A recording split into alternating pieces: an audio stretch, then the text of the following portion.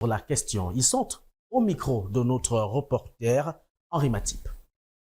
Malgré les états généraux sur la gestion des ordures ménagères à Yaoundé, convoqués par le ministre de l'Habitat et du Développement urbain, Célestine Ketia-Cortés, les poubelles signent leur grand retour et se multiplient dans la ville à une vitesse exponentielle. Face à cette situation, les habitants de la cité capitale expriment leur indignation face à l'inefficacité, voire l'impuissance des mesures prises pour gérer ces déchets. Avec les meetings que le gouvernement a tenu nous promettant qu'on devait avoir un changement concernant l'évacuation des poubelles et eau de part et d'autre dans le pays. Nous, on ne voit pas trop de changement. Donc nous, on s'interroge aussi sur leur vraie raison, on peut dire. Et on craint que ce soit vraiment à but.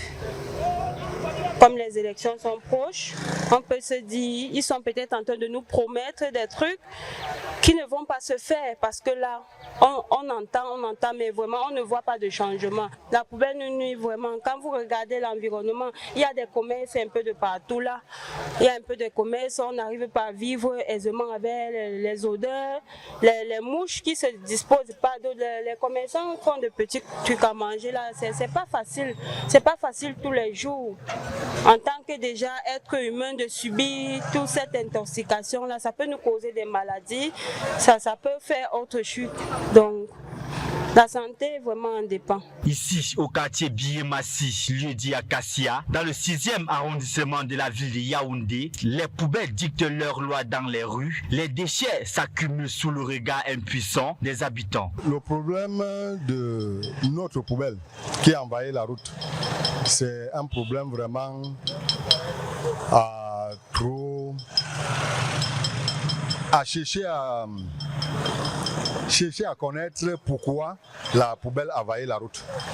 Il y a une seule poubelle qui ravitaille le marché de Acacia et le marché du rond-point. Bon, quand on a éliminé cette poubelle-là, pour les envoyer je ne sais où, vraiment certaines personnes ne connaissent pas là où on a envoyé la nouvelle poubelle. Donc dans la nuit, les gens viennent, on se retrouve seulement avec les poubelles en route. Donc c'est un peu difficile. Si on pouvait laisser le bac à ordures là, ça pouvait au moins nous arranger. Sinon, s'il n'y a pas de bac à ordures, la poubelle va envahir la route. En fait, nous-mêmes, nous sommes surpris que la ville est encore très sale parce qu'on nous a promis que ça serait vraiment propre. Et partout où on passe, il y a toujours la poubelle un peu de partout et ça dégage partout. On ne sait pas quoi faire. Et nos rigoles sont toujours sales.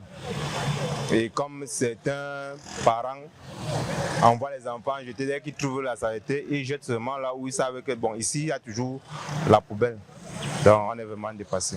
Les Camerounais attendent des solutions concrètes de la part des pouvoirs publics pour pallier le problème lié à la gestion des ordures et maintenir un environnement sain et propice. Déjà de manière générale, au gouvernement camerounais, la jeunesse souhaite un changement. La jeunesse veut que les choses changent en fait.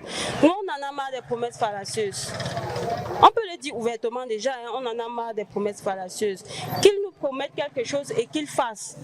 Parce que là, c'est pas le seul domaine dans lequel nous on se sent un peu lésés. Hein.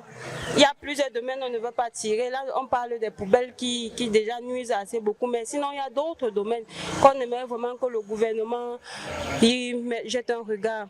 La multiplication des poubelles à Yaoundé est un défi majeur pour les autorités compétentes qui doivent agir rapidement pour résoudre définitivement ce problème.